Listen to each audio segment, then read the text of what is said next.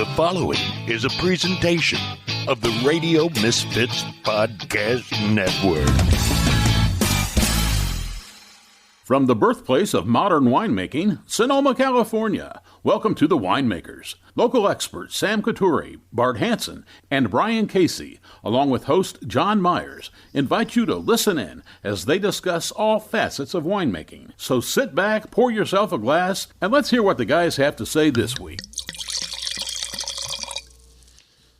Oh, yeah. Good morning from Sonoma, everyone. That was a breakfast wine pour. That was right. A big drip on my hand. Yeah, that was real professional. That was on the verge of disaster. You know, a normal podcast would have just a canned pour that they could just press a button, but we do it live. I mean, we've had pours that were from cans. We've had canned pours. We've had pours from boxes. Right. We've had. I think I remember during the pandemic, someone. Maybe it was it Ed added a pour? Ed, I think maybe added a little pour, and it just sounded like someone opening up a Sprite can on a commercial, and it just didn't quite sound very organic. Obey your thirst, Brian. John, yeah, right. Sprite callback? No, anybody? All right. And John is not here with us today. I'm assuming he's leaving today or tomorrow for Italy, Italy, yes. I don't know when. Yeah. So the inmates have taken over the asylum. That's right, and got a great guest on today, Ray Isle, who is executive wine editor for Food and Wine magazine. Also, wrote a book, The World in a Wineglass: The Insider's Guide to Artisanal, Sustainable, Extraordinary Wines to Drink Now. And you just happened to be in town doing a dinner at Dry Creek Kitchen the other night. Yeah. Nice enough to respond when Bart slid into your DM on the Insta. It was pretty, it was like, hello. Okay, cool. Yeah, that's great. So welcome to the Winemakers. Thanks. I was psyched to be here. It was a fun dinner the other night, and I'm psyched to be on the podcast. So I want to get one question out of the way to kind of humanize you a little bit. I mean, you have big scary writer. I'm human. From the glossy magazine. I mean, you got this kind of, from the outside looking in, a very charmed life. You're traveling the world. You're drinking amazing wines, probably going to Michelin star restaurants, meeting legendary winemakers, getting treated like a VIP, going down rivers on boats. It's true. So I got to ask, what's one assignment that they tried to send you on or did send you on where you kind of looked at them and said, oh, God, are you serious? Well, at this point, luckily, I can turn those down. But I think probably, and actually, I don't know that there are too many that I was asked to go on where I said, I don't do that. But occasionally I've been on press trips or something where, it ends up being to a region where the regional authority's in charge of it. And you suddenly realize that the agenda is actually not the press trip. It's the people who are giving money to the regional authority. And then suddenly you're looking at a lot of big tanks and co-op wineries like we're going to visit 10 wineries today and look at tanks. And it's God. And you kind of, at some point you just want to say, they actually all do look pretty much the same. Pretty much. Yeah, it's like a tank is a tank. But look, an amphora. Yeah. I'm lucky. I mean, Food and Wine has a big online presence, and we do a lot of news stories and so on that are usually food related. And some of those are like, Wendy's has a new hamburger, and I'm fortunate that I don't have to write those, and I wouldn't want to write those. And in fact, I wouldn't write them because I just don't find it that exciting. What Halloween candy goes best with which wine? Oh God. Yeah. I have been asked to do the What Halloween Candy one. And I don't think I ever did it because the truth is that's the kind of story that exists to occupy winemakers and or to create content that will work online when there's not a soul on the planet who's ever sat down and thought, here I have a mini Reese's. I wonder what wine will go with this tonight, And as a parent of a 5-year-old who's just really getting into Halloween this year, I'm going to say definitively that all of it goes with any wine that you need to drink to make it through the Halloween weekend. That's true. Just survival is the main point. I have a friend who is a winemaker for one of those very, very large wineries located somewhere near Modesto or Livingston, depending on where you're looking. And when her daughter was Did I just ding Modesto? Mistakenly. Literally a ding. How we stay alive, Brian.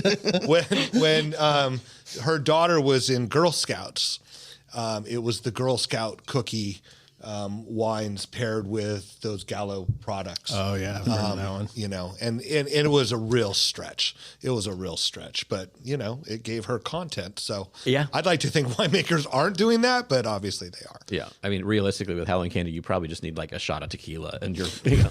That is, in fact, indeed exactly what I had on Halloween night. We did the Plaza Halloween, and we made it halfway around, and then we circled back to Mary's and parked the kids in front of a pizza, and I had a margarita. That's exactly. Worked like a charm. Totally. Went really well with the Snickers? No. What are those? Starbursts. That was the favorite of Halloween for Althea this year. Oh, yeah. She went through all the Starbursts. Yeah. For parents, it's whatever goes in your sippy cup that you can walk down the street with that no one's going to give you the stink eye. Do you do a lot, like, or what percentage of advertising in food and wine is large wine, either distributors or more producers? I mean, the weirdly, like, the largest category of advertising in food and wine historically has been travel, and then after that comes kitchen or food related stuff, and then after that weirdly comes automotive, and then wine is down under that, and that's just because of the scale of some of those industries, and they like to advertise to affluent people. Or even unaffluent people. They have to advertise to everybody on the planet. Right. Aspirational people. Yeah, and so most of our advertising in the magazine is because the real estate's expensive is big wine companies. But I've never been under pressure to. Thankfully, we still have a sort of church and state wall, and I've never gotten pressure that I couldn't avoid to write about their wines, which is which is important. You have to have the editorial separate from the business side. I don't know how long that model is going to last in the world, because as everything shifts to digital and to sort of influencer content and things merge together where it's not clear what editorial is and what's paid for and all that. I'd say ask me in 50 years, but I don't expect I'll be around in 50 years, so I won't know. I mean, you mentioned influencer. What do you see out there that kind of makes you cringe, or that you say, oh, that's kind of an interesting approach to sell wine? Yeah, I mean, the influencer thing is interesting because it's really about the person, not about the whatever they're doing, and it's a little bit of a to me it comes a little bit. Rather than looking at it as journalism, it comes more out of TV in a sense, where the personality is what draws people to something. You know, in a TV show or a talk show, the host is really the draw, not the content. And people will watch Johnny Carson or, take your pick because, they won't watch him anymore. He's dead. But, they'll watch it because that's the guy they like to listen to. Right. And the influencers, the people follow influencers because they like the influencer. And there's some wine influencers that people love. There's no gateway to doing it, so I definitely see some people out there who are wine influencing, whatever that is, who don't seem to have a whole lot of grip on what wine is.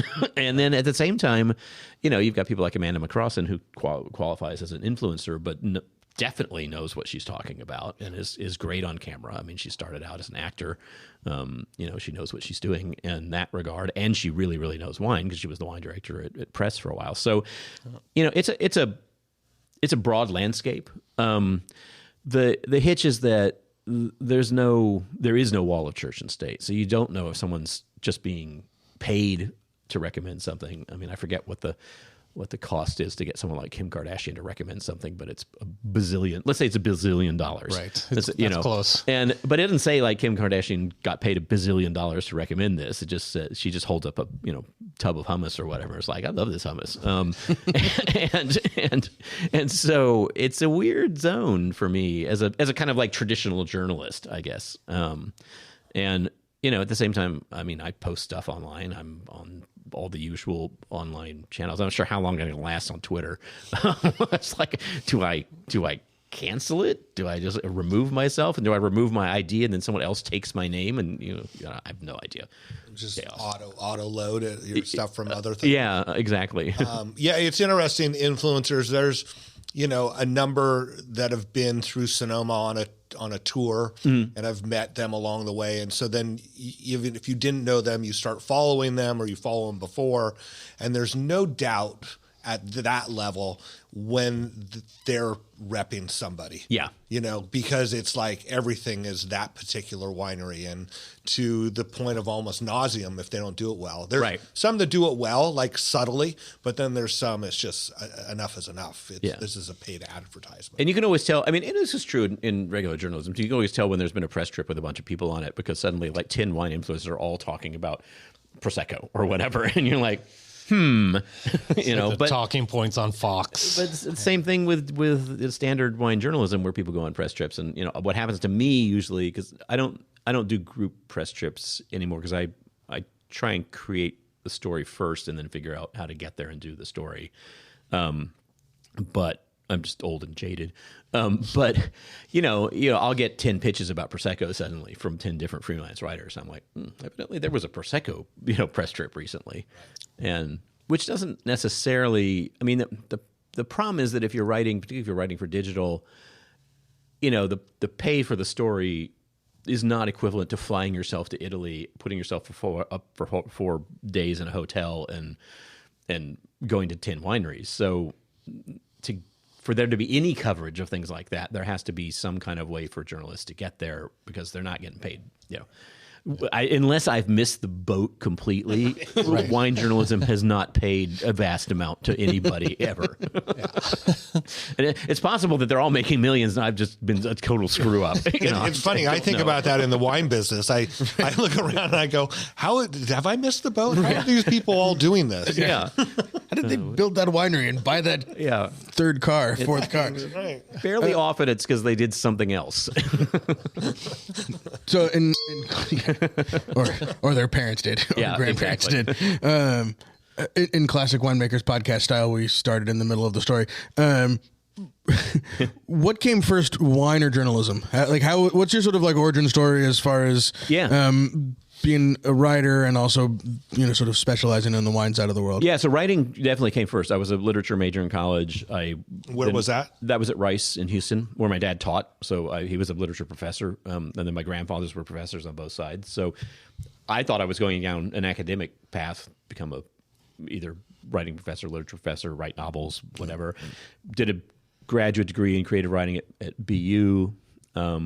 And that's where I started getting into wine, because my girlfriend at the time worked at a really great restaurant that's not there anymore called Michaela's. This is a long time ago, and they actually trained the servers about wine. It was a long time ago. It was a long time ago, yeah. And she would bring home wines, or we'd go out and she knew what to order, and so I started getting, and it's like, oh, this is pretty good. This is way better than Miller Lite, and then that probably would have been. I went from there to another grad fellowship, and it probably would have been I would have ended up an English professor or something who liked wine and occasionally bought, whatever. Except that the fellowship I got was in the Bay Area at Stanford, a thing called a Stegner Fellowship in Writing. And then I was a lecturer for a few years at Stanford after that. And that's when I started going to wineries. And I started going to wineries a lot, because I started falling in love with wine, and also with the world of wine too. And then I started helping at bottlings, because they pay you in wine, and I was a grad student, and a burrito was like, see if I can afford that burrito with my quarters. And then I switched my teaching schedule around the last 2 years. I was there and worked as a intern cellar rat at a place called Clos de Chance, which at the time was up in the Santa Cruz Mountains. Yeah, for sure. And hauled a lot of barrels and cleaned a lot of bins and did all that, and got to the end of it and was like, I am out of academia. I can't, honestly, I was sick to death of English departments anyway. And I just fell in love with wine. I fell in love with the stuff, but with the people, the experience of it. And I would have stayed out in the West Coast and probably gone down the winery path in some way, except two things happened. One, I met my now wife, who was in New York, had a really good job, and so saw very little reason to move to California to be with unemployed potential wine guy. It's a hard sell. It's a strong resume. As we all sit here, here we are. It was a sign that she was very smart, and I would probably date her. But it was not going to move around here. And then the other thing was that somewhat out of the blue, literally through sitting next to someone at a dinner party, I sat next to the VP of sales for Premium Port Wines, which is the Dows and Grahams, the Symington family's U.S. business selling port. I happen to love port. They were looking for someone for a sales job in New York who had educational experience and loved port, which is like Venn diagram of one. Okay, Venn diagram of one. It's me, and I have now this girlfriend in New York. So I moved to New York, and I sold wine, hauled a bag around for 2 years. Wrote on the side, and then Josh Green at Wine and Spirits got in touch with me about freelancing for him because he'd seen some stuff I'd written, and pretty quickly he offered me a job as an editor, and then I stayed there 5 years and then moved to Food and Wine. Been there ever since. And but I didn't grow up with wine. Didn't there was beer in the house. That was it. Didn't have the slightest clue that this is what I'd end up writing about, but it turned out to be the thing I was supposed to write about, and never looked back. I love it. Do you remember some of those early wines that kind of... That's exactly what I was going to ask. Yeah. Like the Santa Cruz Mountains and like Santa Clara first and then Napa? Or? Yeah, so it was a combo. And what year, if you don't mind? Yeah, so this would have been... I was at Stanford 93 to 98. Okay. And that's when I really, really, really started getting into wine. And it's just like one of those things that I've written about and I tell everybody is like one of the best ways to get into wine is find a good wine store with people who know wine who will talk to you. Yeah. And that was K&L in Redwood City for me. Yeah. I spent more than, I didn't have any money, and I spent money I didn't have on wine from K&L because they would, I got to know some of the sales guys, and they would tell me about stuff, and I'd said I had this, and they'd say, well, did you try this? And some of those wines were like Ridge Geyserville, which was $14.99 or $17.99 at the time. Some of the old, I got into Zin. I started drinking Rinwood back when Rinwood was good, or existed. I don't even know if it's still there. The Ravenswood before it sold, when Joel Peterson was running it. And then other stuff. Ding. Yeah. My finger's getting sore. Yeah, I was going to say. It's lose a fingernail. It's funny because some of this stuff the wines were meant so much to me, and the wineries have changed or gone. Like Coupe, Central Coast Syrah, and Biennacido Syrah was one of... One point, I went into K&L, and they had like a 7 vintage old Coupe Biennacido Syrah they bought out of someone's collection. There were 6 bottles. It was like $15.99 a bottle. I bought all 6 bottles, and it was just a spectacular wine. And there were some others like Chateau Cantamero was the first Bordeaux I had. That was from K&L as well, and not so much Italian because there wasn't as much Italian awareness in the world. And then the other thing, the way I got involved in doing bottlings was through the guy at K&L, and he set me up with a guy named Dwayne Cronin, who has passed away. He had a Santa Cruz Mountains winery that made really, really terrific Chardonnay and Pinot, and I worked bottlings there. And then he was the one, his former assistant had gone on to be the winemaker at Clos de Chance, and that's how I got the intern used loosely. It's like, lackey, move this, clean that person. But it was, it's an important person in a It harvest. is. Yeah. And there's nothing to, it's one of the great things of education in wine is to participate in harvest and really smell and taste grapes as they transform. Right. You can't, there's no other way to learn it. And it stays with you forever. I can still remember what fermenting Pinot smelled like from Clos de Chance when I was there, when I was learning about wine. And the whole fermentation cycle is, I'm always just caught up in, you watch it and you can tell exactly what's going on if you just pay attention to how the fermentation is acting. When it's good, when it's bad, when it's at its height. And you end up taking it for granted to some degree. It's a pretty magical transformation. It's kind of wild. It's alchemy, right? Yeah. You were taking lead and making gold. Yeah. So that was that's the origin story. I could have gotten a grad fellowship at Iowa or Michigan or somewhere else, and I would be a guy who was teaching somewhere who found a similar to K&L place and went down and spent $20 every week. Right. But instead, I took a hard left or right or whatever, up, down into wine, and just it turned out to be the thing I was supposed to write about. Yeah, that's awesome. Yeah. And I'm completely happy about that. It's Yeah. like, And I don't think we can shout out K&L enough, too. Yeah. A great article just in the Chronicle last week about sort of the transformation of, one of the families sold out, and the Beffets basically sold like out. some employees and just like really interesting group of investors came in, and they're going to if you're visiting California, Bay Area, actually they're in LA now too. Yeah. If you're visiting California and you want to go to, it's in between, the article sort of like put it perfectly, sort of in between, the Total Wine and Bevmos and the corner, the neighborhood bottle shop, because they have the buying power to, get crazy stuff. yeah, and they always had great prices, which was helpful for me and helpful for anyone. And it's cool. In that article, they talked about how they didn't want to sell to a big corporation. Right. They wanted to sell to individual investors, which I think is it's a lot of what I talked about in my book. It's like, I think it matters to have individual, actual people in charge of this stuff, as opposed to You get a hallelujah. yeah, exactly. Yeah. My favorite thing about K&L is if you don't want to subscribe to Vivino or those other wine apps, Yeah.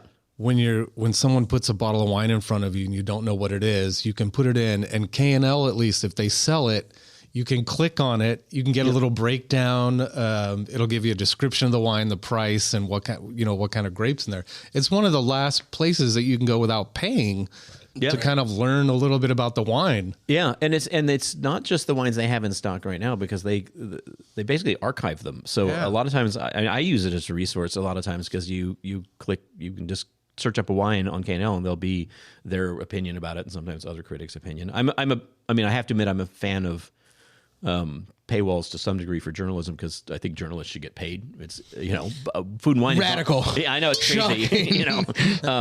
Food and wine's on a model. Podcasters should get paid too. Podcasts should get paid too. Everybody should get paid. Food and wine's on a model where we don't have a paywall, which we it's sort of advertising driven. But I like the Chronicle and so on. It's like, pay the journalists. What the hell? Yeah. So this is the first book. This is the first book. Yeah, I haven't done another book. It's called The World in a Wine Glass, and it was published last November. And I've been approached about doing books, but I knew I didn't want to do another sort of Wine 101 book. There are a lot of them, and they're good, and I didn't want to do like a giant Oxford Encyclopedia of Wine. I did end up doing a giant book, but not an Oxford Encyclopedia of Wine. And I, over time, I've just been much more invested in those questions of how do people farm, and is it farming in a way that's going to help the planet or mess it up further? And more and more readers that I talk to at events were interested in that too. And I think that there's a shift, particularly as you get younger drinkers of wine, away from sort of it got 98 points, it tastes like blueberries, to well, how was it made, and what am I ingesting? Like what am I actually putting in my body? And is it? I mean, some of it takes the form of like the clean wine stuff, which is weird, but it's I think there's a lot of interest, and same as food. It's so awesome to hear you say that, because we've all been going and talking ad nauseum about the doom and gloom in the wine industry and young people, but we've all been saying that we feel that they're just haven't come around yet. Yeah. And that they are more interested in where it was, who made it, and where did it come from than what it tastes like. What it tastes like. And it's sort of like, I feel like you could, taste it. You'll know what it tastes like. Right. And even if you can't identify it, yeah, you'll know what it and tastes like. I'm more interested in like how, who's behind it, and why did they make it the way they make it? What's the story behind it? I think, since I've been in the business, there was a lot of worry about, whether, Gen X was going to drink wine. I mean, I'm right on that boomer Gen X border. Whether millennials are going to drink wine. Now it's whether Gen Z is going to drink wine. And it every new generation, everybody's like, oh no, oh shit, they're not going to drink wine. And people in their early 20s generally don't drink a lot of wine. They don't got a lot of money, and and there's a lot of beer out there to drink. And it's, I don't know, wine's been around 8,000 years or something. I don't see it vanishing tomorrow. If it does, maybe this is the last podcast. I don't know. Yeah. But people should have seen it coming. I mean, when you see farmers markets popping up everywhere, Yeah. you see the interest of people wanting the origin story of what they're putting in their body. Yeah. It makes sense. And with food, I think it was a little bit quicker to the market, just because you can take something from the farmer's market, take it home, cook it, and eat it. Right. With wine, there's a process. Yes, it is. And there's a lot of, I understand the debate about the ingredient labeling thing because, let's say you use enzymes in your fermentations. Yes, those are added, but are they present in the actual finished wine? I don't know. Ridge has been ingredient labeling for forever. I'm not sure that consumers yes, consumers don't understand winemaking processes, but also I'm not sure how wine would be harmed by ingredient labeling unless you actually are adding. If you had a ton of mega purple, then yes, it's in the wine. It's like grapes, yeast. Mega purple. I could see maybe people would acid, yeah, but yeah, people are much more concerned about one, what they're putting in the body, and two, whatever it is doing to the planet, and those are tied. And I was talking with Ross Cobb, and for the book, and Ross said, our well for our house is under our vineyard. So pretty much whatever we put on our vineyard is going to filter down into our well at some point. And my kids are drinking my well water, and I don't want to put anything on the vineyard that's going to end up my kids drinking that's going to poison them. He said that one of there are the basic rules of sustainability, but there's also the do not poison your family and kill them rule. 100%. I think it's a good sustainability rule. No spray. It's a pretty good baseline. Yeah. It's a pretty good place to start. Well, when I talk about it here in the tasting room, I think wine tastes better when you know the person who's making it. And it sounds, a little trite or... I think it's absolutely true. Yeah. I think, wine tastes better. I mean, if you believe in points scores, which I'm very ambivalent about, but let's say you're totally into it. The way your brain works, if you know it got 96 points, you actually will most likely think it tastes better because your brain interprets things that way. Taste is a chemical function involving your tongue, the papillae in your tongue, and your olfactory sense, but all it gets interpreted by your brain. And that's the classic thing with wine. It's like if you're at a table with a bunch of friends and it's super fun and you're having great food and you get a bottle of wine, that wine's going to taste really good unless it's just garbage. Right. And if you're at a table having a fight with your spouse and then someone runs over your dog outside, the wine will probably taste bad. Yeah. Or we met Ross Cobb and sat down with him. Yeah. I really liked the guy. Yeah. And so the next time I opened up a bottle of his wine, it was more pleasurable in a way. Yeah, you're predisposed to like it. And I also think that, yes, wine is interesting if you want to learn all the details of winemaking and how many inches of calcareous soil things are, but it's also really interesting to know that Ross worked at Williams-Sonoma, that he went on to Flowers, that he's his family bought Coastlands before his dad planted the place initially. His dad was a gardener. Once you know all that stuff about the story of the person behind the wine, it does even if you haven't met him personally, it does inform the wine. And it's one reason why people go to wineries, taste wine there, and then are on the mailing list for years because they have a personal connection to it. Yeah. And the person's not a dick. Yeah, that helps a lot. Yeah. And the wine tastes better when you're not a dick. Yeah. I mean, really, it's a window to the personality of the people making it. Yeah. If you're an asshole, your wine is going to taste like that. Basically, the wine made by assholes should be drunk by assholes, and they can just all hang out together on an island somewhere. I think there's a mailing list for those wines. That'll be an interesting mailing list. Yeah. Be a lot of politicians. Yeah, I was going to say. Well, global access just through internet, I think, over the last 20 years has been a huge thing. And I'm thinking that might have had something to do with your book. People just have access to so much information. Yeah. And they can purchase wines from all over the world by just, going on their computer and it shows up at their door. It almost gets a little overwhelming. I think it's totally overwhelming, actually. I would think so too. I mean, who do you listen to?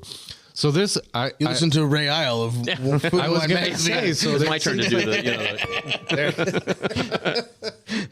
there you go. And so that's what I like about the book. It's sort of, sort of funneling. Yeah, it is. Information. And it's funneling information based on my sensibility, for sure, and my taste, and also my agenda for the book, which was to write about people who are working sustainably in a way that was legitimate, as opposed to, the word gets bastardized a lot, but Really? it's, just, You think it's the so? strangest thing, but sustainably, organically, biodynamically, regeneratively, and who were non-absentee owned and involved in the place. I mean, David Hirsch had a tagline for Hirsch Vineyards for a long time, which was a little bit of an inspiration for the book, which was real wine made by real people from a real place. And not every wine is that, Right. And the analogy I use in the book is Taco Bell tacos, which, I mean, I eat a lot of Taco Bell tacos. I like them. They taste good. But I'm not, and I hate to disillusion people out there, but they're not an artisanal product. And when you drive up and the person behind the window hands you the taco, they didn't cook the beef and make the tortilla. It's just not the case. And I prefer going down to El Molino and having a taco that was made by real people in a real place, in the same way that I prefer having a wine that's the same way. Yeah. That's what I try and write about. So Yeah. And you'll feel better. yeah, you'll feel better If you too. feel better after eating the El Molino tacos as opposed to the Taco Bell tacos.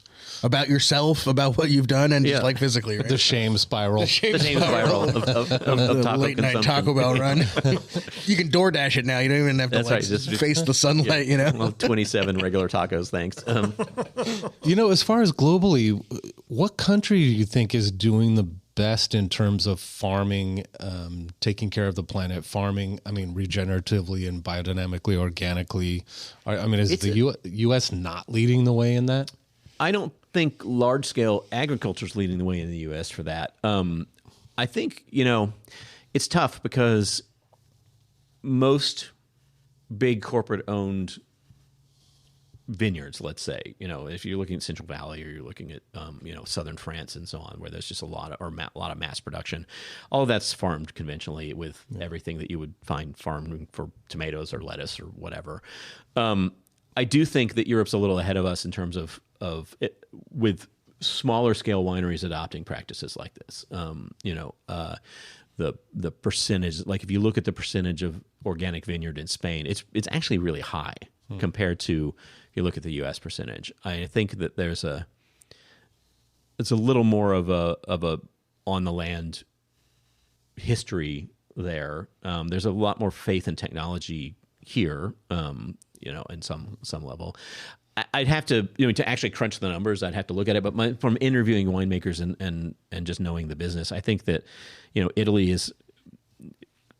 there's a lot of interest in this. There's certainly some parts of France, it's variable, like Alsace massively skews towards organic and biodynamic and so on. A lot of Austria, and parts of California, but other parts not. And it's interesting. It's there's a lot more sustainable organizations in the U.S. than there are organic biodynamic. Right. and I think that's because some of the sustainable rules are like, you shouldn't use Roundup, but you can if your slope is more than 2%. It's like, it's not much of a slope, man. You just walk a little crooked and get a 2% slope. Yeah. Well, that sounds like a lobbyist working for a big winery that had sure a does. 2% slope. Yeah. Or I always love and this is actually fairly new to me, we don't use Roundup anymore, but we use pre-emergence. And then you go down the dive of what's a pre-emergence, and you realize maybe you should go back to the Roundup. Yeah. No, Please.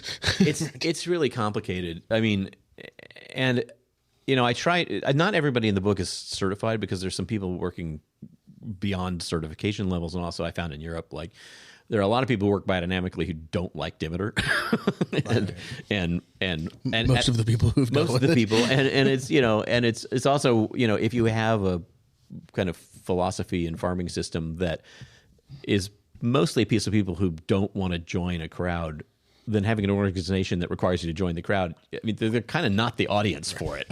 You know, the Groucho Marx not wanting to join a country club that would let him in sort of phenomenon. Yeah, exactly. But I do think, and one of the heartening things about the book for me was that as I worked on it, and it did take a while to work on it because it's 600 pages long or whatever, I was pretty heartened by how much adoption of and how much awareness of stuff like this there is in wine, and how, particularly among, you know, individually owned or family owned producers, how many of them are starting to have moved this way. And you ask wherever you want, and I think that's, I mean, the other flip side is that it was interesting how many people, winemakers I talked to, had a lot to say about climate change, which is basically everybody. And so there's all these interesting kind of shifts, but I ended up coming out of it being more optimistic than when I went in, which is kind of surprising given the climate of the times and so on. Yeah. There's a lot of people who care a lot, you know, about both the wine they're making and the planet they're on, which is pretty cool. Yeah, I agree. I mean, I feel as if it's gaining momentum, you know, and not just the consumers, but by the people growing the grapes in the wineries. Like, there's more interest in it and more people talking about it than there ever has. Yeah. And it seems to be on a growth. Yeah. You know, my take on this is that wine is in the position and always has been to sort of be the leader in these places. You know, it was the leader in organic, and I think, you know, despite the Demeter weirdness things that have happened, biodynamic wineries sort of brought a level of awareness to biodynamics that, you know, your local farmer's market selling tomatoes and lettuce just doesn't have the same sort of reach. So hopefully, you know, when it comes to regenerative farming practices and really actually like doing better than even just maintaining, which is the problem with sustainable. It's not sustainable it's you know, it's been sort of totally bastardized, but we can't sustain where we're at. We actually have to do better. Yeah. And so regenerative farming, you know, again, hopefully your farmer's market growing produce is farming regeneratively too, but it doesn't have the reach the way, you know, the wine industry is, wine has tremendous visibility. Like, the people write a lot about wine and so on. They don't write a lot so much about carrots. I'm glad that I'm not a carrot journalist. I'd be even poorer than I am. But, you know, not to diss the carrot journalists out there, you know, but it's... Come on our show, carrot journalists. If you're listening, we'll give you a platform. And not the bent carrot journalists. Yeah. That new commercial that I'm seeing. But wine's got that visibility aspect. And the other advantage that it has in terms of agriculture is it's not a... I mean, it's weird to say it on a wine podcast, but, you know, wine isn't a staple. It's not. You don't try and feed have 250 million people in India with wine. Or it's a good idea, though. It's. I mean, maybe, you know, maybe the world would be better, but it's not. You know, unlike wheat or rice or soy or so on, you're not looking at kind of a mass production that's tied to as much production as possible with wine, and so wine has a freedom to be a little more ambitious in these, you know, categories. And I agree with you completely about regenerative. I think from what I'm seeing, we're gonna have a pretty aggressive curve of people adopting those practices, which I think is great. It's really cool. Well, and it'll be funny. I remember the first time I saw Kraft macaroni and cheese come out with an organic Kraft macaroni and cheese. Yeah. Well, that's when you knew organic was dead. Yeah. Well, it's all over. You know, I bought it at Walmart. When you have to show quarterly profits, I mean, they're not going to make that change until they see that it's, you know, that it's profitable for them, that there's actually a need for it. And so, you know, the wine industry can lead, and until there's, you know, the flip of a switch when someone who's, you know, farming large swaths can say, you know, we're farming regeneratively. And you are seeing that to some degree with some big producers. Like, I mean, you know, Bonterra is a lot of acreage. You know, shout out to Bonterra, and I feel like they don't get a lot of love. Mm-hmm. I feel like they've been one of the leaders in organic farming for a really long time. I don't know if it has to do with the fact that their price points are incredible. Yep.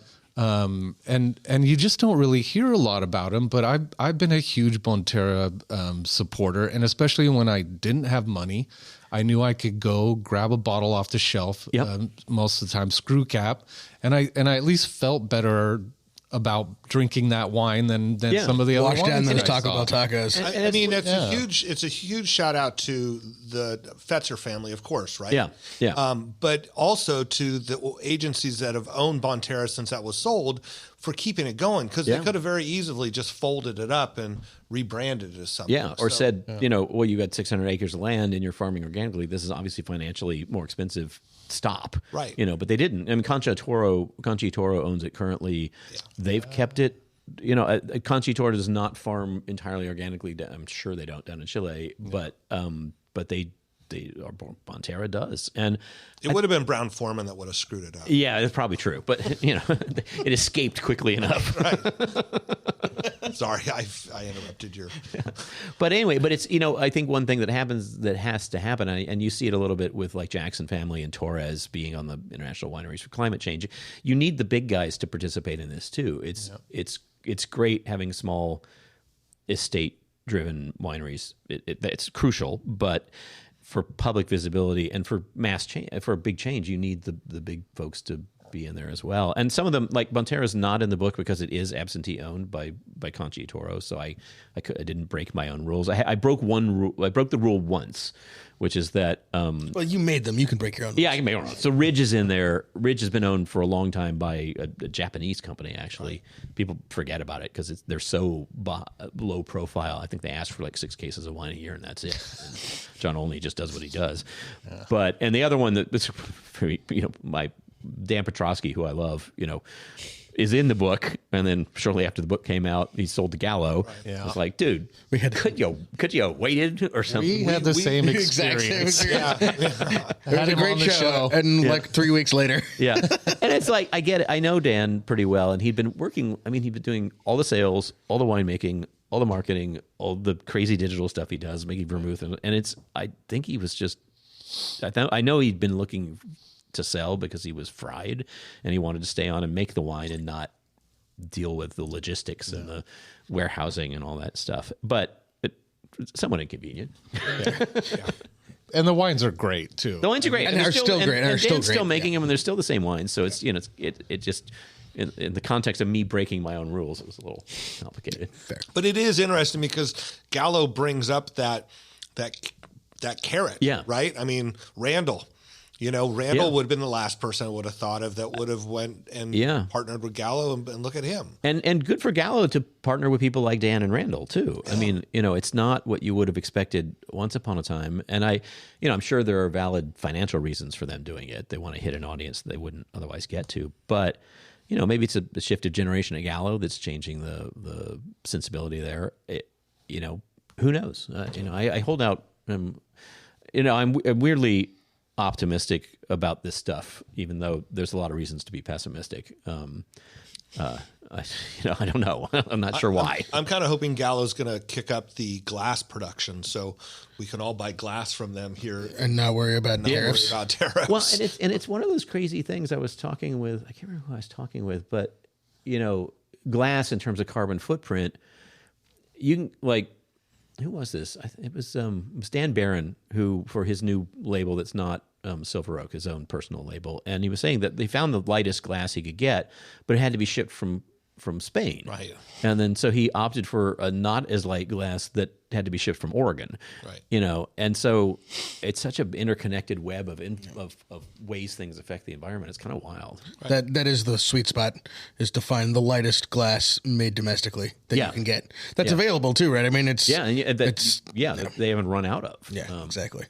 It's a lot. And I do fall into the there's no one without sin kind of approach to this too. It's like, I lean towards drinking wines that are made organically, biodynamically, et cetera, but I'm not going to excoriate myself, whack myself on the back with a whip if I happen to drink something that was, made with Velcorin or whatever. Though I hope the Velcorin's not still in it. Right. But you're here, so you haven't come across the one. But you know what I mean? It's like you can't be. I'm not a fanatic. I just know what I think is good for the world. Well, I guess that makes me a fanatic, doesn't it? If I think I know what's good for the world. Well, no, good people torture themselves over those small decisions. That's I think this election had a little something to do. There's nuance in the world. There's a thing called nuance. There's nuance. And everything's not black and white. Yep. Just, if you have a wind farm and a bird flies into one of the propellers one day, it doesn't mean that we shouldn't have wind power. Yeah. It just means a bird died. Yeah. I have a cat. We have a cat at home. The cats are kind of like, there's a lot of anti-cat stuff right now because of birds. For the same reason, yeah. Yeah, and it's like, it's a cat. Whatever. Sorry, it kills birds occasionally. It's a cat. What are you going to do? And our cat doesn't kill birds because it's an indoor cat and it gets terrified whenever it goes outside. But it's an odd cat. Yeah, nuance is just sometimes hard to describe in a 20-second soundbite. Yeah. You kind of need a longer time to draw out the conversation and explain things. It tends to be the people who see everything as rigidly black and white that are really problematic. Yeah. If you look at history of the world, the really fanatically black and white side people are the ones who usually start wars or exterminate people or, Fire, good. Yes. Like Sauron in The Lord of the Rings. He was a very black and white guy.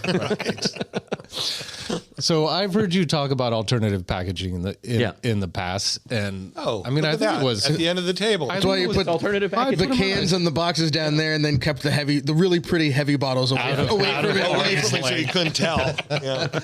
Yeah. So I think it was like 2018. I mean, you've been on every show. Let's be honest. Squawk Box and the Today Show, and so I've seen you over the years talk about a lot of different things. Yeah. Prosecco. Yes, I've heard you I have about talked usually about, around the holidays. I've talked about. I mean, I don't know if there's a wine region that I haven't talked about at this point. Yeah, it's kind of a weird thought. Yeah.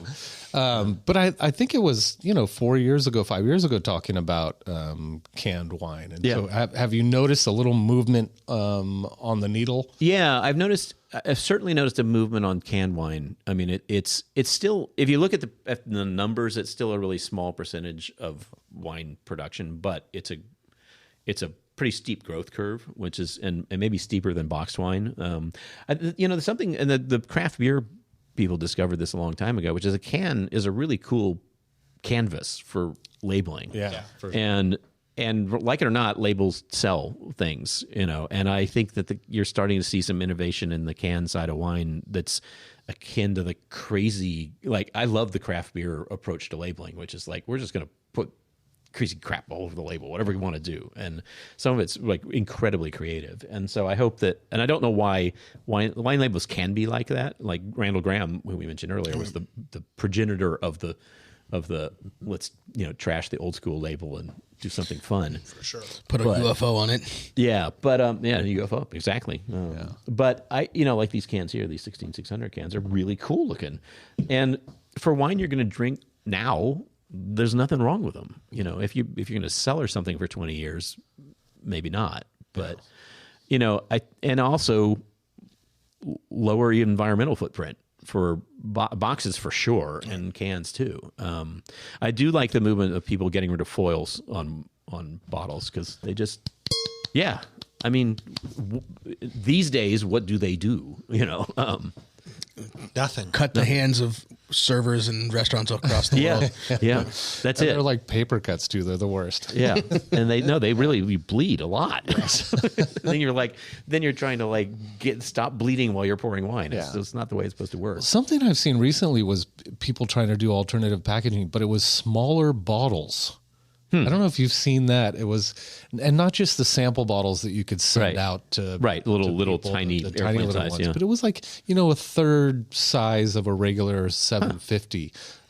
Basically, Trying to bring back the splits. Almost the hand bringing grenades. That's a long time since I've heard someone refer to them as that. Right. The guy in wine sales in San Francisco eons ago when I was getting into wine referred to them as hand grenades. Glen Ellen did a bunch of those. They looked like little hand grenades. Yeah. They were like 187s. Yeah, I think it was. They were 187s. Yeah.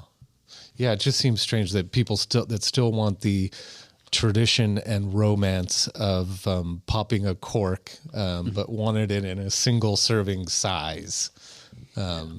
That's a weird thought. Yeah, it's like essentially because you can't even get a corkscrew into the thing, So you got to. I don't know what you do. And then you go from that to my friend Todd. I bought a bottle of Gruner Liter from him. Yeah, and it's a Gruner in a liter screw cap. No, it's actually a crimp cap. Glass enclosure. Yeah. Glass, yeah.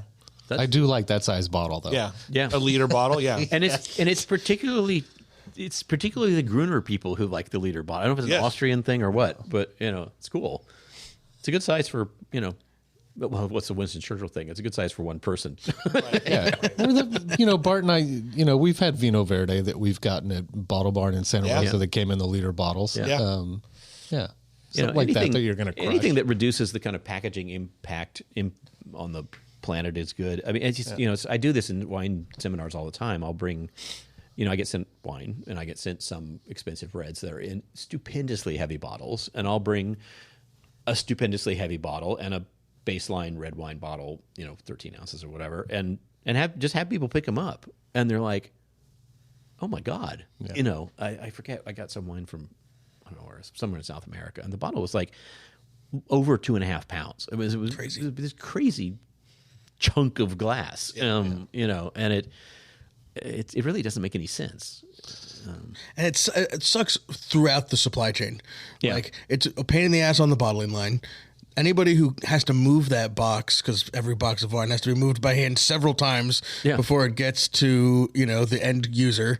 The UPS man, the FedEx guy, the whole thing. It's just like those they suck. Yeah, I mean, one case of wine is, if it's that kind of bottle, it's like 30 pounds of glass. Right. I mean, if nothing else, it's bad for your back. Yeah, totally.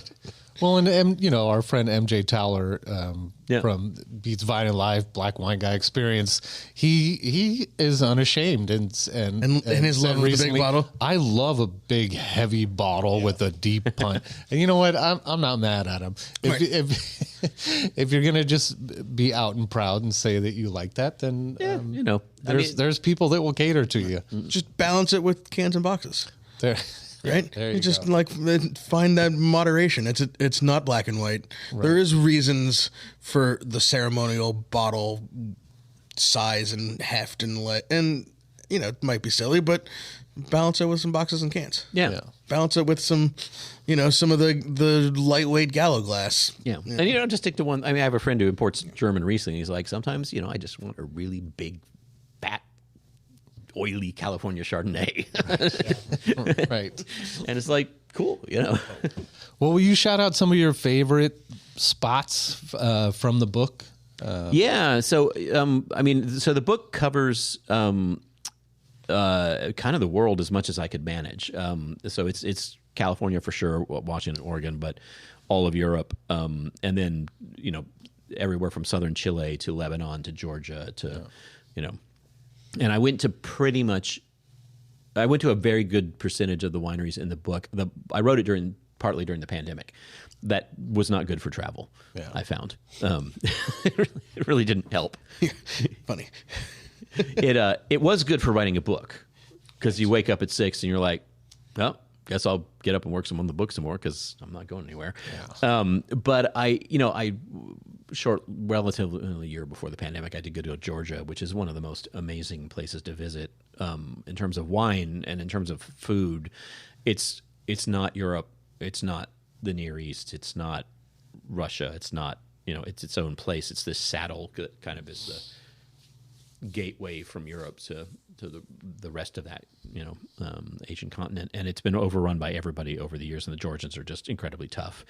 And it's beautiful because the Caucasus are spectacularly high mountains, and the wines are fascinating. It's tons of skin contact, white, and so on. Oh. I found it's almost like operating another language. After 5 days there, skin contact whites seem normal, and ones without skin contact seem weird. Right. And it was just a magical trip because it brought me back to kind of some of the reasons I got into wine in the first place, and it's so not in the present of what we have in like Napa, let's say.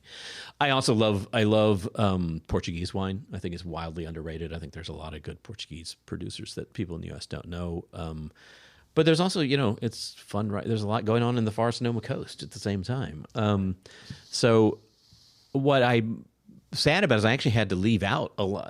As the book went on, I got more and more people I wanted to include in it, and the book was getting longer and longer and longer. At a certain point, my publisher, which is Scribner, my editor, was like, it can't be longer than this because we want to keep the price under $50. Right. And I'm with them on that. That's as high as it. It's like, oops, because at that point I had to cut like 30,000 words from it. For volume 2. For volume 2, or for a Substack, or for I don't know what, paper planes, Right. But there's certain producers who are just like Olivier Zintumbrecht is a fascinating guy to talk to. David Hirsch is an absolutely fascinating guy to talk to with a lot of opinions. And those kind of conversations, what's nice about the book was I was able, because I was really doing portraits of wineries or estates. I wanted to use people in their own words talking about why they work the way they work. And in the magazine, I can't do that. I can use a couple of lines from someone, but this gives a chance to have people really talk about the way they work and why they work the way they work and what they believe. And it was some of those conversations were just fantastic. Chiara Boscus in Piedmont she's so like magnetic and smart and cool, you just kind of walk away going, wow, what happened there? And so a lot of that was really great. And it was really great to be able to get it on the page. Yeah.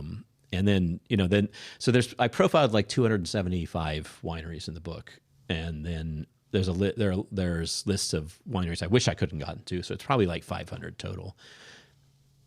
And I just kept finding more people to talk to that, I either talked to them too late, could have put them. Matt Taylor's doing really interesting stuff, and far Sonoma coast. You talked to him too late, whereas like Jason Drew, I talked to in time, and I got his wines in there, and he's really cool. And that's a little bit of what again made me heartened about things. Is there's just so many people I could have included, and I. And then I had to leave out some places. Like I left out sherry, which I feel bad about because I love sherry, but the sourcing from vineyards is so hard to figure out. And what year the Solera was filled from what place, from right? What place and and how did they farm, and did they farm this way or that way? And I just gave up on sherry. Yeah. Is sherry ever going to make it?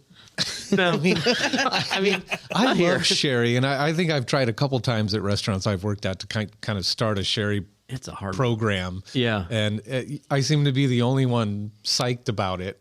I love it. Similar to port. I love port. Port at least will sell for dessert wine purposes.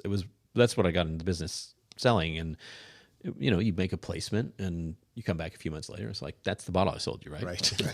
And then once in a while you'd sell like 15 cases suddenly. You're like, what happened? What happened? But there's so much out there that's so cool to discover if you like wine. So much more than there was when I got into it. It is tough if you're selling it because there's just thousands of wineries now out there to compete against. Hey, Ray, so in the last, call it 15 to 20 years, maybe not so much in Napa, but here in Sonoma, throughout California, we see a lot of changes going on, new varieties, new places, expanding where, the great places are to grow grapes. But we're young industry here, and so we're still trying to figure it all out. In a place like Georgia and some of these other places steeped in tradition, do you find them doing the same thing? Are they experimenting? Are they trying to do things differently? Like you said, a lot of skin contact wines. Right. Are there people going, I'm not doing skin contact, and for these reasons? Is that happening? Yeah. So Georgia's a particularly interesting case because it was under the sort of behind the Iron Curtain for years, and the traditional style of making wine, the kind of Qvevri and amphora basically, and skin contact was more or less almost wiped out because the industry was forced by the Soviets to shift to sweet wine for the Russian market. Right. And so Georgia, weirdly, the resumption of that old 8,000-year-old traditional style of winemaking is relatively recent. Yeah. Okay. But then you have places like Friuli where Josko Gravner started making skin contact wines because he'd been to Georgia. And it tells a great story, and I have it in the book, where, when he first went there, it was post the USSR split up, because you couldn't go there before then.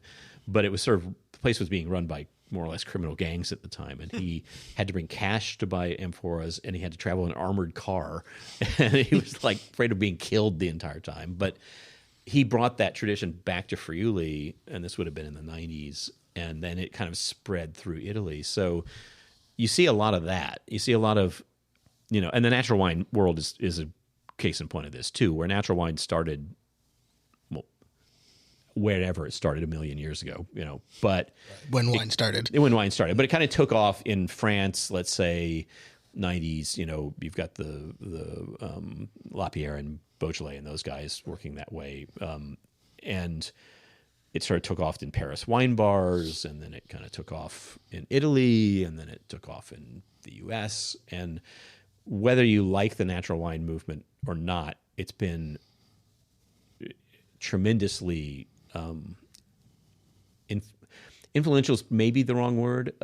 It's made a lot of people think, put it that way. And it's still a minuscule part of what the wine that's sold in the U.S., but with a maximal amount of coverage from journalists. and it's I talked to one winemaker in Italy, in Salcetto, and he said he started making a line of non-intervention wines, and he said the thing, and he makes traditional wines as well, and he said the thing that it made him do was sort of reassess his idea of what is flaw, like what is flaw, and is it a black and white thing, or is it a stylistic thing? And the best quote I got was from I'm forgetting her name, the woman who's the proprietor of La Stoppa in Italy, and she's like, well, my mother feels that blue jeans, you buying blue jeans that already have rips in them is insane because they're damaged. And she said, but lots of young women wear blue jeans with rips in them, and it's and they paid more for it. They paid extra. Them. Yeah. And so, Brett, is it blue jeans with rips in it? Is it any presence of Brett a black and white flaw, or is it sometimes something that changes the character of the wine? And she's very smart. She's a really cool person, and she makes wines that lean very much natural, but it does raise a lot of interesting questions, and that kind of stuff percolates through. It's almost not a regional thing. It's like a friends of friends of friends. Right. You start to see these kind of tributaries of influence going out, which is really, really cool.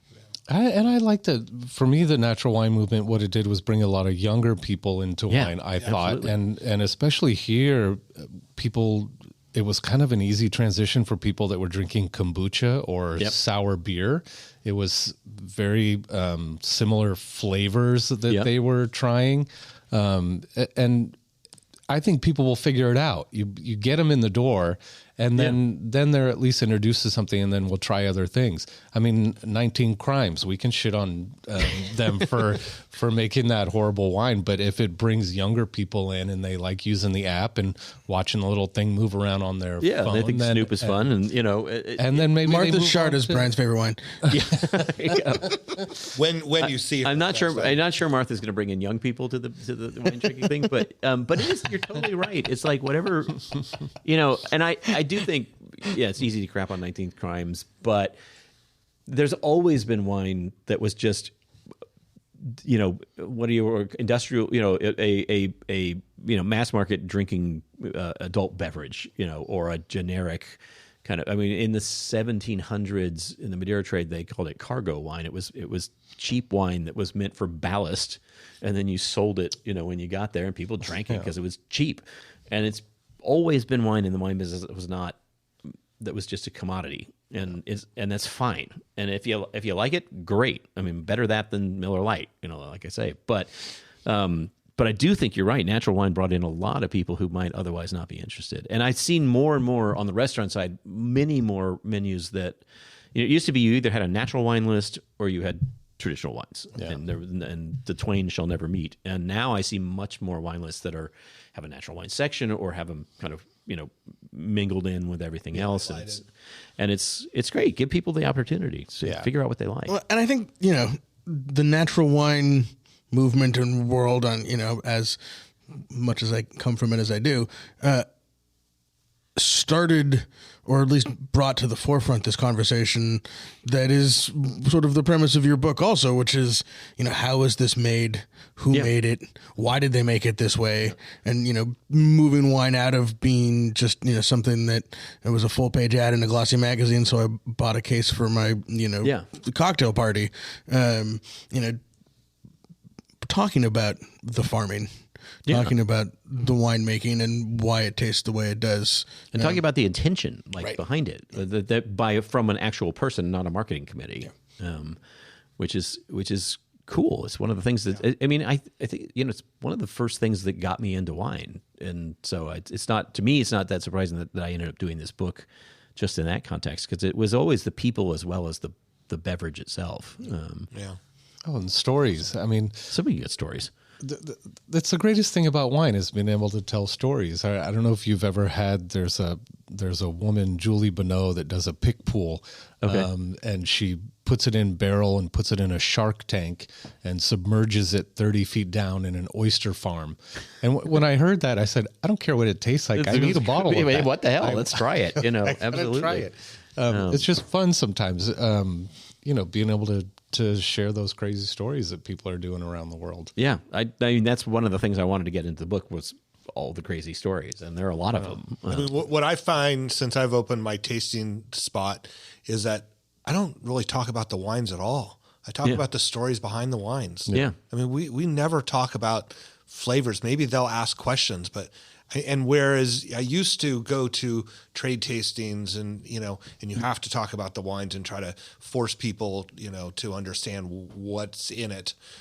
You don't have to do that when you have someone sitting somewhere and have their attention. And they'll taste the wine. They'll decide if they like it or not. I mean, it's one of the problems with wine, as everybody knows, is that sort of the pretension that has attached to it over the years, and the fact that people don't trust their own palates, who are not, who are consumers. And you always know if you like something when you eat it or drink it, and it's just that with wine, people are like, oh, I don't know, maybe I should like it, and I don't like it, which is, no one says that about a hamburger. They don't pick up a hamburger and go like, I don't know, maybe I was supposed to have it with cheese, and now check my app, make sure this is a good hamburger to eat. That's right. It's just crazy. Take a bite, send it back. Yeah. This hamburger's corked. Yeah. Do you see a change in culture with somms in restaurants at all over the last 10, 15 years? 10, 15 years for sure. Yeah. I think, one is and it's been longer than 20 years, it's kind of the growth of accreditation as being something you have to have. When I got into the business, all the major sommeliers hadn't taken any tests or anything. It was all self-trained or trained by mentors. I think there's good and bad aspects to that. I think it's good because people who are, get sommelier accreditation know what they're talking about. On the other hand, it's a bit of a gatekeeping thing, and there's been some issues with that for sure, with the court and so on.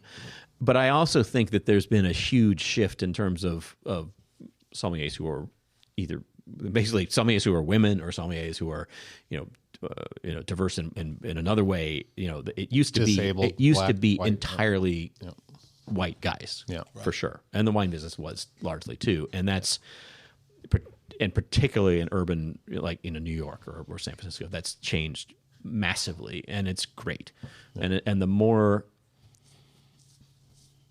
kind of, inclusive the wine business is, the more wine drinkers there are, for sure. And the wine business needs more wine drinkers. So, so that kind of thing is really important. And you see that with the NBA guys who are all into wine. And I have interviewed most of them, and I can't remember, I think it was CJ McCollum who said, it's like, I'm totally aware that I'm a role model for a lot of young black guys. And if I can get them into wine, and for the reasons I love wine, that's a cool thing.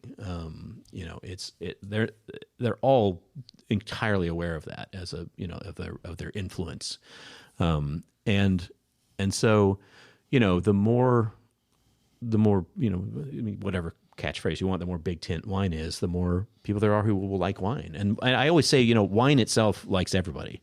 It doesn't have any prejudices at all. It's a fermented grape juice product, and it will love you back if you decide to love it. You know, it doesn't matter who you are, unless you have some kind of. I mean, some people just should not do alcohol, but you know.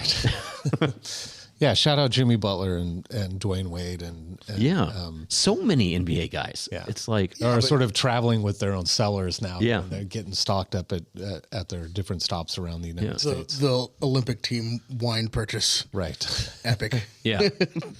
Got to France and they're like, yes, this is why I'm here. Right. All of a sudden, LeBron and Steph wanted to be on the Olympic team. Yeah, that all makes sense now. Yeah. Now, do you even have to buy wine anymore? Do you? I mean. If I want Burgundy, I have to buy it. I mean, I was going to say, can you compete with all the NBA guys? Yeah, no, I cannot compete. They drink at a very high level. They like some very nice wine. They also have an income that seems to exceed journalism. It's the weirdest thing.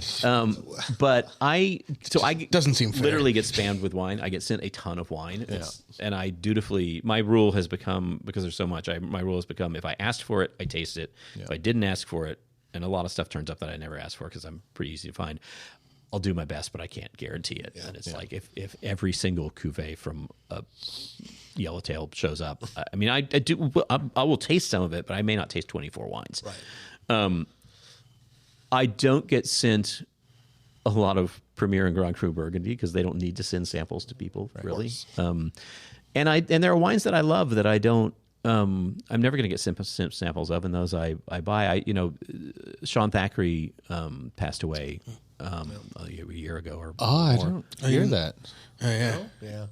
From Sean Thackeray passed away, and his personal cellar, his estate decided to sell it through Benchmark, I think, and I'd interviewed him multiple times and had written about the wines, and I got the email, and so I bought a couple of magnums of 95 Orion, because one, I thought Sean Thackeray was an absolutely brilliant, fascinating, total character, and two, he made really cool wines, and they do age, and it's like, I'll buy those. I'll never see those again in my life, and I buy, I try, I buy. There's certain producers I like their wines. I'll buy them, and then. But it's not like I'm going to have a drought and not have anything to drink. Right. I remember during the pandemic, we had Esther Mobley was on, and it was a Zoom thing. But I think you could see in the background, it was like 30 cases of wine just stacked up in my wife's little studio apartment. Yeah. My wife during the pandemic was really ready. And she loves wine, but she's like, we have to do something about these boxes. Because I live in a New York apartment. It's like sort of a wall is building, But it's a great, I also take it seriously. It's a great privilege to be sent. I mean, I don't take it for granted, put it that way. It's cost money to send samples to people. It's, it's the shipping costs a fortune. The wine itself costs something. And so you have to treat that with respect as a writer. I wish I could taste everything, but if I tasted everything, I would literally be doing nothing all day long. Right. Yeah. You like how he said the shipping cost a fortune. Right, the making of the wine was free. Yeah, it was the shipping and then the shipping. Yeah. But it all costs money. It's all, and so it's an investment on the wine, and particularly small wineries. It costs, sending out samples is expensive. So you're kind of honor bound to treat that as a writer with, some respect. Well, on the flip side though, we're also honor bound not to just bombard you with spam you with wine. Right. You could spend a lot of money and waste a lot of your money just sending wine to every person out there that you're hoping will write about it. So if you're listening to this, don't send Ray Isle wine, send it to us. Yeah, that's right. Yeah, these guys need put it on the wine. podcast. Tom Jones didn't need the underwear that the women were throwing up on stage.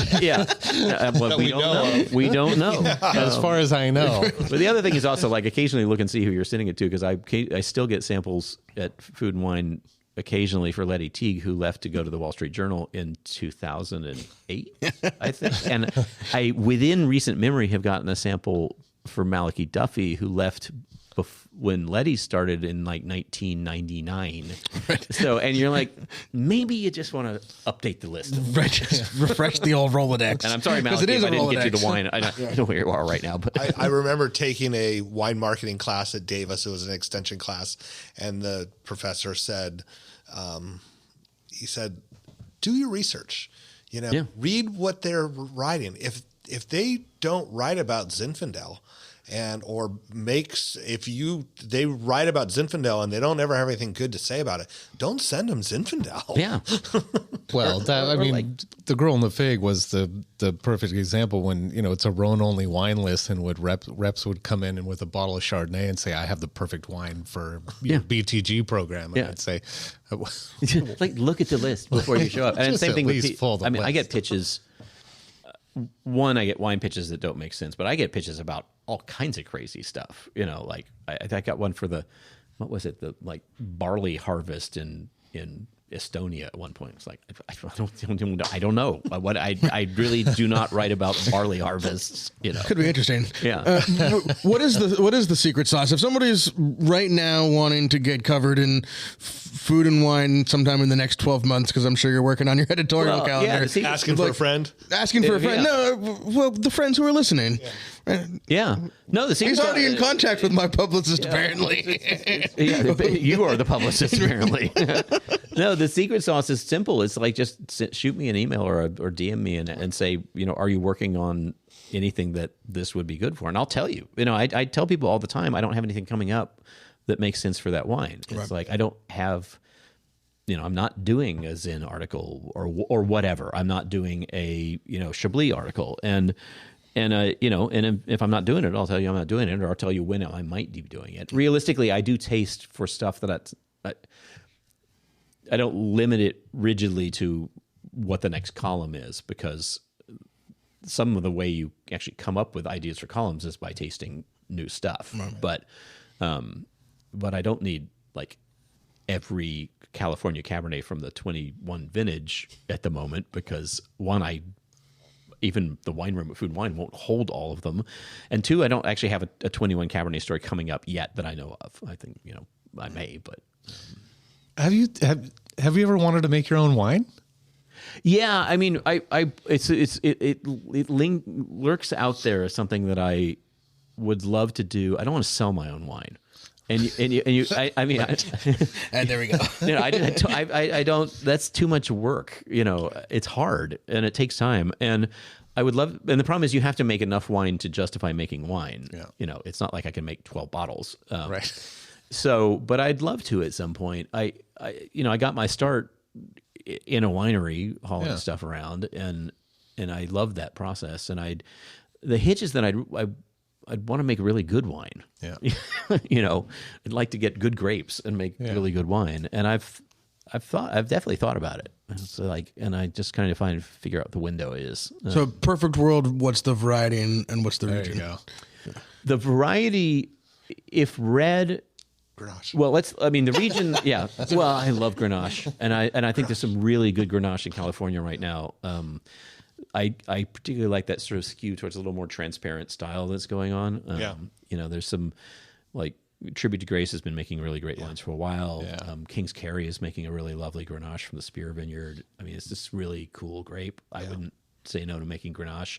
I'd probably make wine in the U.S. because it's just easier for me. Logistics. And potentially I would make Riesling up in the Finger Lakes because I'm in New York, and you can make really great. I love Riesling, and you can make a really great Riesling up there, and grapes would be cheaper too. Yeah. But I'd go with California Grenache and Finger Lakes Riesling. I could make both of those. That'd be fun. It's a nice portfolio. It is a nice portfolio. You could actually do a wine dinner. Yeah. You got a salad. Exactly. And then I'd have to send them out to people like me and worry about whether they're going to hate them. Right. Or even know that they showed up. Right. That's right. I don't know how many samples are stuffed into garages of journalists somewhere, Or just end up gifted to the neighbors trick-or-treating or something. Right. Best celebrity wine that you've had over the last year or two?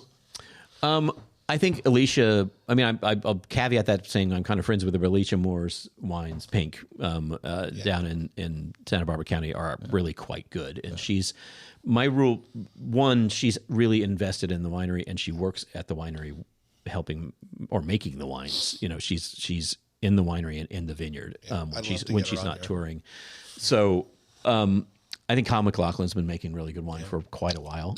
Is this Washington State? Yeah, it's Washington State. He grew up in Yakima, and that's why he did Washington State. And they're really quite good. He leans primarily towards Cabernet, but the Syrah he makes, the Baby Bear Syrah, is really terrific. Those two are the ones that pop to mind immediately. I did like the fact that someone launched tequila recently called Not a Celebrity Tequila. That's actually that is actually the name of the tequila, which I think is pretty clever. And that might outsell. Yeah. Well, but with the celebrity stuff, the main thing is, are they actually making involved in the process, or did they just license out their name? And those two, at least, I know the people are involved in the process. So. Pink seems like one of those people. My wife is a huge fan of hers. She's great. She's a cool person. Just super cool person. I mean, if you haven't seen Pink live. Yeah, do yourself a favor. It's like seeing Cirque du Soleil and a concert simultaneously. Yeah, and she fell in love with wine on tour early in her career because her manager at the time loved Chateauneuf du Pape, and she actually had a break from tour and went down on her own to Chateauneuf du Pape, and then got there and was kind of like, what the hell? What do I do now? And, it's a very funny story. So, and she's in the book. She farms organically. Cool. The entire state is organic. She's there when she's not touring. She's there at the estate. It's like she totally qualified in all the rules I had in the book. The other rule being, there's not a wine in the book that I didn't taste and that I didn't think was great. So, Wow. And so, how many wines total? Oh God. Well, there's 250 wineries profiled, and there's probably an average of 5 wines per winery. Wow. It's a lot of wine. Nicely done. Yeah. It's a lot of wine. Good day's work. Yeah. Yeah. Well, some of it's my career going, because I wasn't talking about specific vintages, but right. But yeah, it's a lot of wine. The book was also meant. The publishers wanted to add that phrase "to buy now" to the tag, to the subhead of the book, but it really is a guide to finding wines that you will love if these are things you care about. Right. Yes. Yeah, and a call to action. Go out and buy them. Call to action. Go about them. Support them. I mean, that's the best way to support. If you care about how people farm and you want great wine to drink that will support that, you need to buy the wines to keep them in business. Yeah.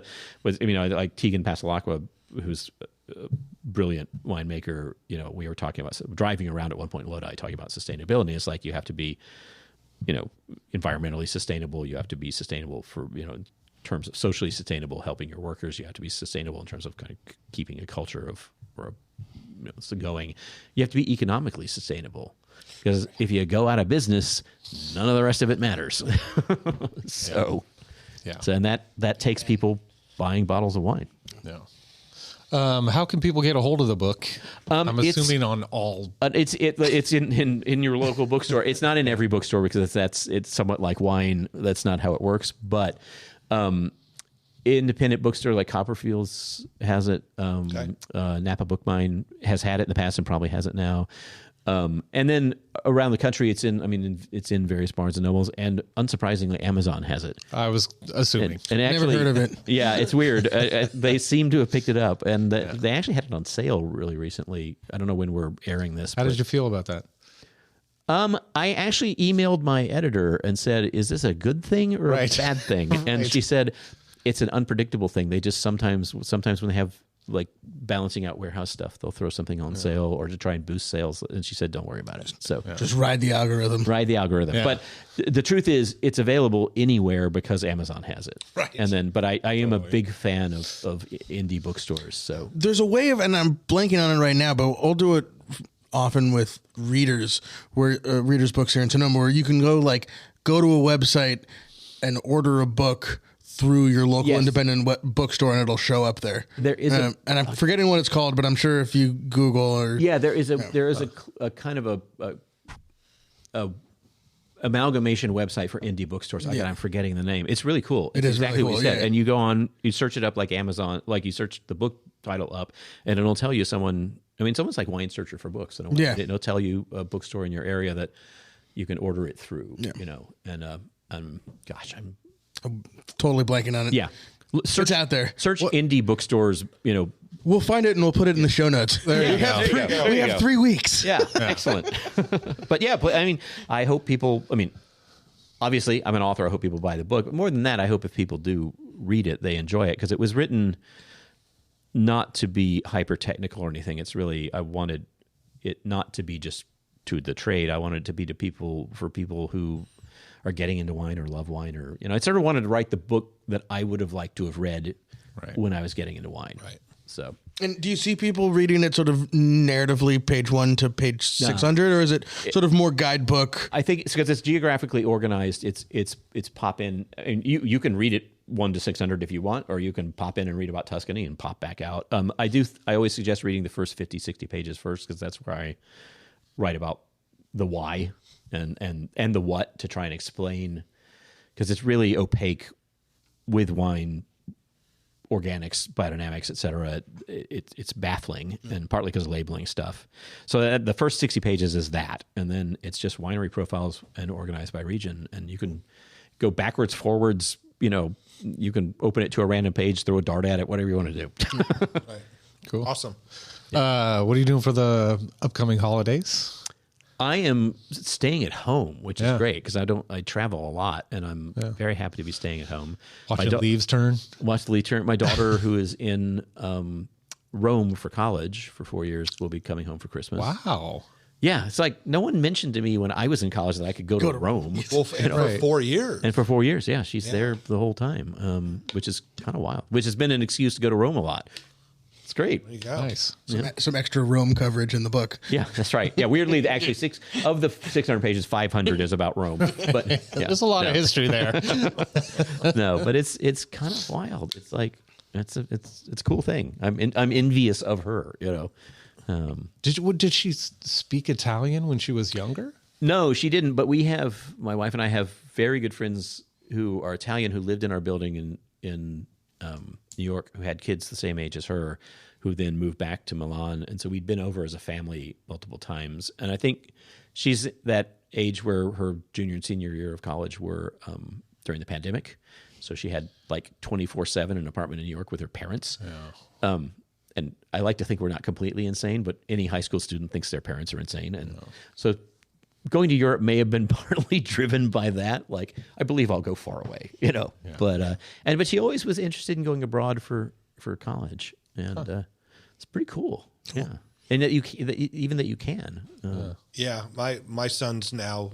Well, we have applications in, and very much is a lot of discussion of do they have alternative campuses and programs? Yeah. So I have a feeling that we'll be doing trips also. Yeah, it's the world's big. It's like, then the more you experience it, the better for you, I think. Yeah, 100%. Totally.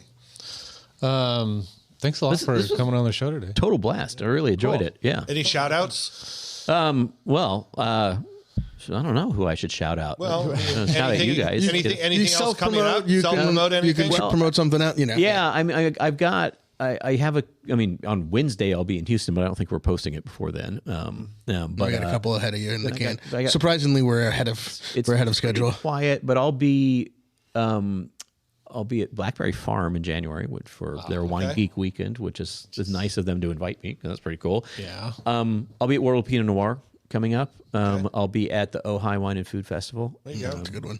Which is really good. It's like the first year was last year, and it was Ojai Valley Inn is a beautiful place. Yeah. I will not be at the Healdsburg Wine and Food Experience this year because my daughter is graduating from college the same weekend, but it's a good event. So you'll be in Rome. I'll shout it out, but I won't be there. That's kind of what I got coming up. Awesome. Cool. Yeah.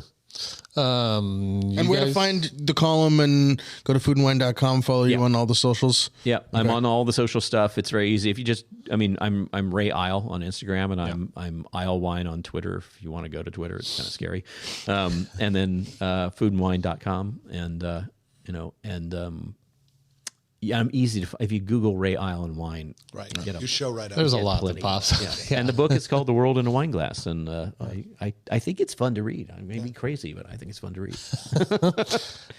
You guys, I think we should shout out DTC Symposium. That's right. Coming up January 22nd to 23rd. I believe all the early bird tickets were sold. Supposedly this is going to be a big one. Somehow Monterey is a bigger draw than Concord. Yeah, imagine that. Sorry, Concord. Life is full of mysteries, you know. Weird. I don't know. I don't know how that happened. I may be at Unified, actually, weirdly enough. But well, if you're at Unified and you feel like you want to drive down to Monterey and get out of Sacramento, we'll be there podcasting and talking about DTC and small wineries. Just New Year's Eve here in Sonoma. So some tickets. That's shaping up, it looks like. Yeah, we got Marty O'Reilly with a special sit-in from his old pal, like kind of where he started playing music professionally, Sean Carskadden, local sort of jazz legend, arena blues legend, and Hattie Craven putting together a quartet to start the show. Sean does a version of Benny and the Jets by Elton John. That is amazing. All right, well, we'll send in some requests. Send your requests on bottles of Chablis to Ray Isle. That's right. And we'll do a little like pre-party here. We're working it all out, so check your websites. Go check your email, check your Instagram, figure out what we're doing. There's a bunch of great 3-packs for sale on our website right now, too, if you're looking for last-minute holiday. And if there's still any left by the time this airs, the insane 2 magnums for $100 on the website, too. So go check that out. Who put that on there? I did. Because did you have permission? You can. I sat there. I asked myself, "Is this a good idea?" And I said, "To myself, this is a great idea." How many magnums do I have? Oh yeah, this is a good idea. Yeah, perfect. All right. I have December 7th and 8th. The Glen Ellen Wine Trail group. There's 6 of us. Myself, Eric Ross, Passaggio, Schermeister, Laurel Glenn, and Talisman. 2 days. We have some craftspeople coming. $10 a winery, so easy tasting, not a big ticket or anything. Go see the wineries you want to go to. And then by then, you guys always ask, the wine club email finally went out. Oh, wow. So it hasn't yet. But it will by the time this goes. Okay. No, it's like people have already started putting in their orders. Okay. No. It's out. It's out. All right, it's a done deal. So that's you're just buying yourself 3 weeks. Yeah, no. So I have 2 great new releases.